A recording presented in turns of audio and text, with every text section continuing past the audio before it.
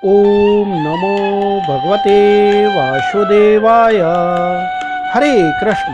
मैं कामाख्या झा आज आप सभी को श्रीमद् भगवद गीता के 9वें अध्याय राज विद्या राजगुह्य योग अर्थात the yoga of royal knowledge and royal secret अर्थात समस्त विद्याओं का राजा और समस्त रहस्यों का राजा इसके दिव्य सफर पर लेकर चलता हूँ। यह अध्याय 34 श्लोकों का है।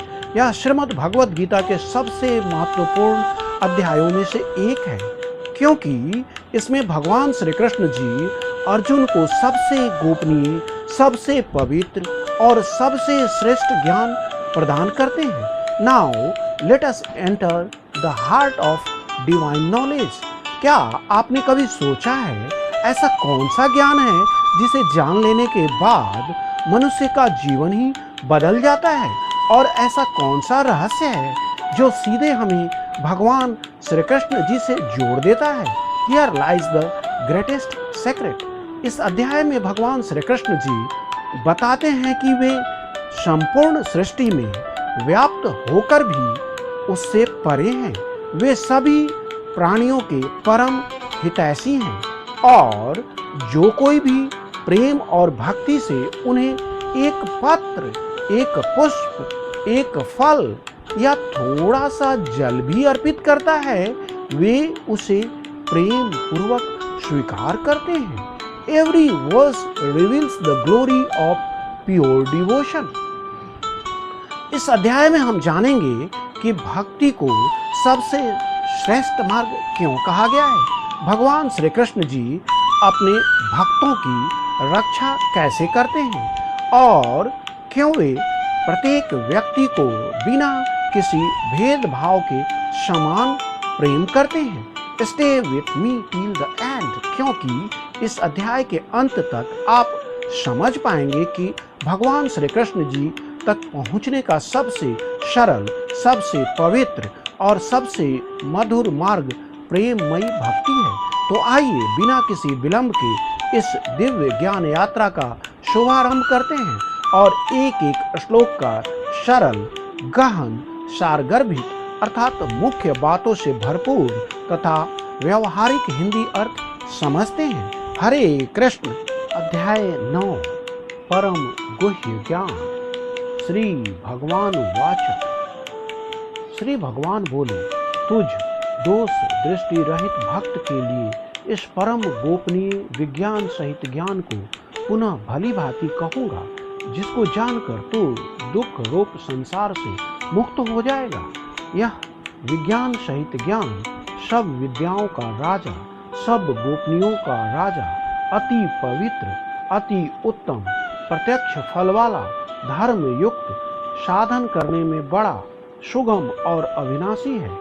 हे परंतप, इस उपर्युक्त धर्म में श्रद्धा रहित पुरुष मुझको न प्राप्त होकर मृत्यु रूप संसार चक्र में भ्रमण करते रहते हैं। मुझ निराकार परमात्मा से यह सब जगत जल से बर्फ के सदृश परिपूर्ण है, और सब भूत मेरे अंतर्गत संकल्प के आधार स्थित है, किंतु वास्तव में मैं उनमें स्थित नहीं हूँ।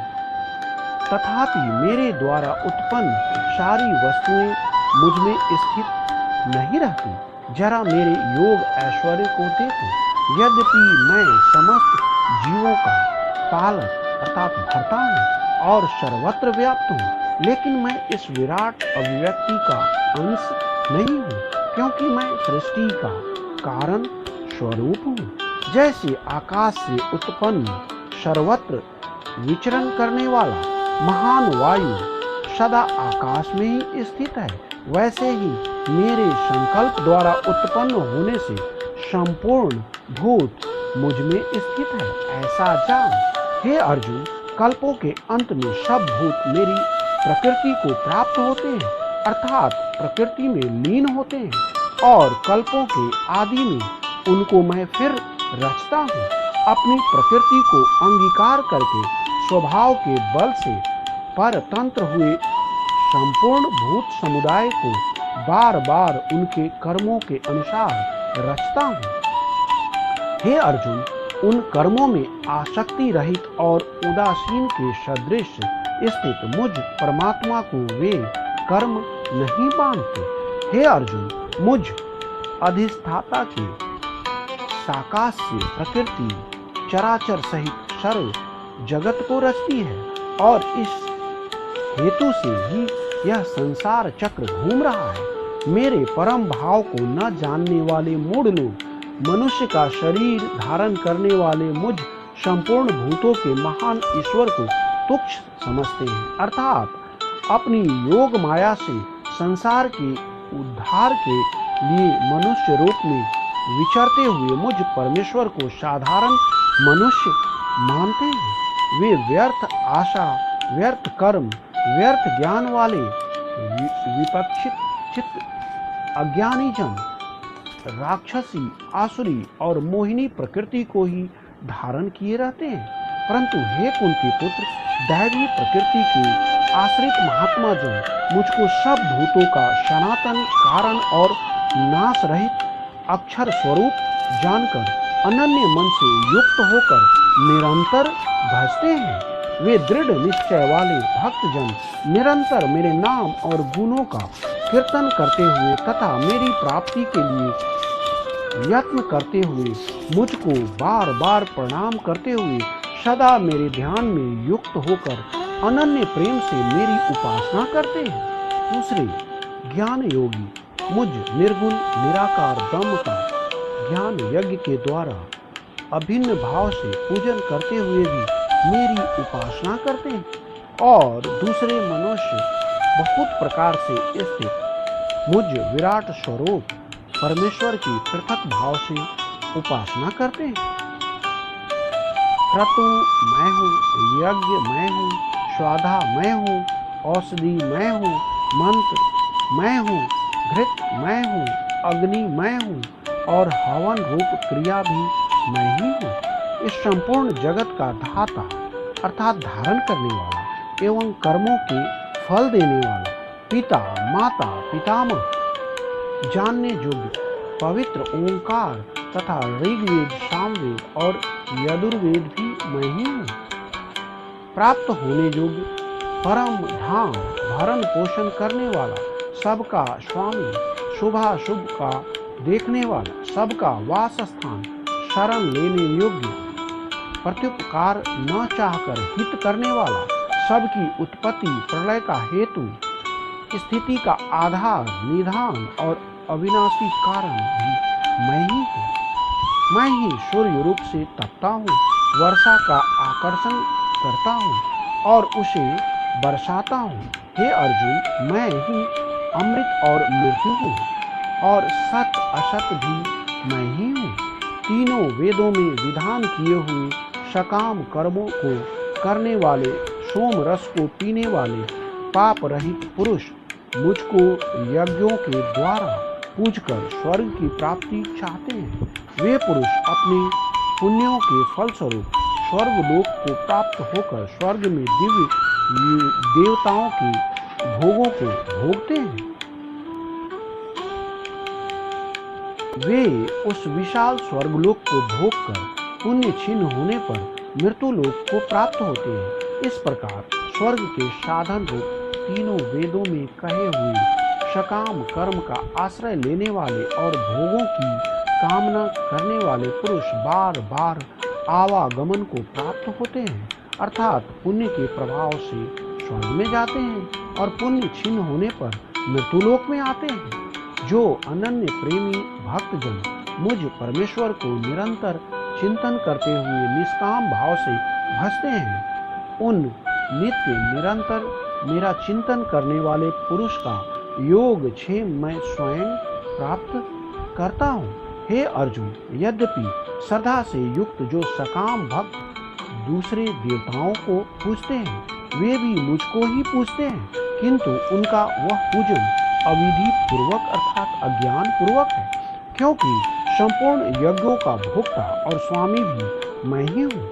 परंतु वे मुझ परमेश्वर को तत्व से नहीं जानते, इसी से गिरते हैं, अर्थात पुनर्जन्म को प्राप्त होते हैं। देवताओं को पूजने वाले देवताओं को प्राप्त होते हैं, पितरों को पूजने वाले पितरों को प्राप्त होते हैं, भूतों को पूजने वाले भूतों को प्राप्त होते हैं, और मेरा पूजन करने वाले भक्त मुझको ही प्राप्त होते हैं। इसलिए मेरे भक्तों का पुनर्जन्म नहीं होता। जो कोई भक्त मेरे लिए प्रेम से पत्र, पुष्प, फल, जल आदि अर्पण करता है, उस शुद्ध बुद्धि निष्काम प्रेमी भक्त का प्रेम पूर्वक अर्पण किया हुआ वह पत्र पुष्पादि मैं सगुण रूप से प्रकट होकर प्रीति सहित खाता हूँ। हे अर्जुन, तू जो कर्म करता है, जो खाता है, जो हवन करता है, जो दान देता है और जो तप करता है, वह सब मेरे को अर्पण कर। इस प्रकार जिसमें समस्त कर्म मुझ भगवान के अर्पण होते हैं, ऐसे संन्यास योग से युक्त चित्त वाला तू शुभाशुभ फलस्वरूप कर्म बंधन से मुक्त हो जाएगा और उनसे मुक्त होकर मुझको ही प्राप्त होगा। मैं सर्वभूतों में समभाव से व्यापक हूँ।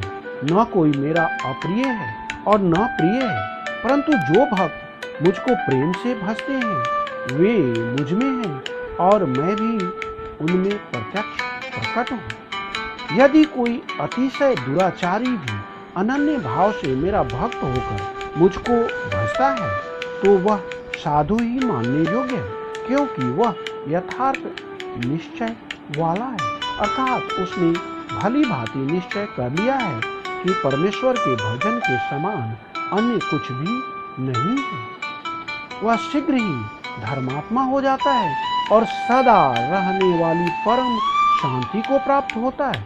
हे अर्जुन, तू निश्चय पूर्वक सत्य जान कि मेरा भक्त नष्ट नहीं होता। हे अर्जुन, स्त्री, वैश्य, शूद्र तथा पाप योनि, चंडाल आदि जो कोई भी हो, वे भी मेरे शरण होकर परम गति को ही प्राप्त होते हैं। फिर इसमें कहना ही क्या, जो पुण्यशील ब्राह्मण तथा राजर्षि भक्तजन मेरी शरण होकर परम गति को प्राप्त होते हैं। इसलिए तो सुख रहित और क्षण भंगुर इस मनुष्य शरीर को प्राप्त होकर निरंतर मेरा ही भजन कर। मुझ में मन वाला हो, मेरा भक्त बन, मेरा पूजन करने वाला हो, मुझको प्रणाम कर। इस प्रकार आत्मा को मुझ में नियुक्त करके मेरे परायण होकर तू मुझको ही प्राप्त होगा। इस प्रकार हमने श्रीमद् भगवद गीता के 9वें अध्याय राजविद्या राजगुह्य योग की मुख्य बातों को सरल हिंदी में जाना। इस अध्याय में भगवान श्री कृष्ण जी ने हमें सबसे गोपनीय, सबसे पवित्र और सबसे श्रेष्ठ ज्ञान प्रदान किया। उन्होंने बताया कि वे संपूर्ण सृष्टि में व्याप्त होकर भी उससे परे हैं। वे सभी प्राणियों के परम हितैषी हैं और प्रेम तथा भक्ति से की गई छोटी सी भेंट भी उन्हें अत्यंत प्रिय है। The greatest treasure is pure devotion. भगवान श्री कृष्ण जी हमें यह भी सिखाते हैं कि वे किसी से पक्षपात नहीं करते। जो भी श्रद्धा और प्रेम से उनकी शरण ग्रहण करता है वे उसे अवश्य स्वीकार करते हैं। The most comforting promise of this chapter is, भगवान श्री कृष्ण जी अपने भक्तों से यह दिव्य वचन देते हैं, अनन्या चिंतयन्तः माम ये जना परिउपासते तेषां नित्य अभियुक्तानां योगक्षेमं वहाम्यहम्। अर्थात जो भक्त अनन्य भाव से भगवान श्री कृष्ण जी का निरंतर स्मरण और भजन करते हैं, उनके योग अर्थात जो आवश्यक है उसे प्राप्त कराना और क्षेम अर्थात जो प्राप्त है उसकी रक्षा करना, इसका भार स्वयं भगवान श्री कृष्ण जी उठाते हैं। And the final message is, यदि हम अपने जीवन के प्रत्येक कर्म को भगवान श्री कृष्ण जी को समर्पित कर दें और प्रेम पूर्वक उनकी भक्ति करें तो हमारा जीवन शांत, पवित्र और सफल बन सकता है। मुझे आशा ही नहीं, पूरा विश्वास है कि इस अध्याय का यह दिव्य ज्ञान आपके हृदय में भगवान श्री कृष्ण जी के प्रति श्रद्धा, विश्वास और प्रेममयी भक्ति को और अधिक दृढ़ करेगा। हरे कृष्ण।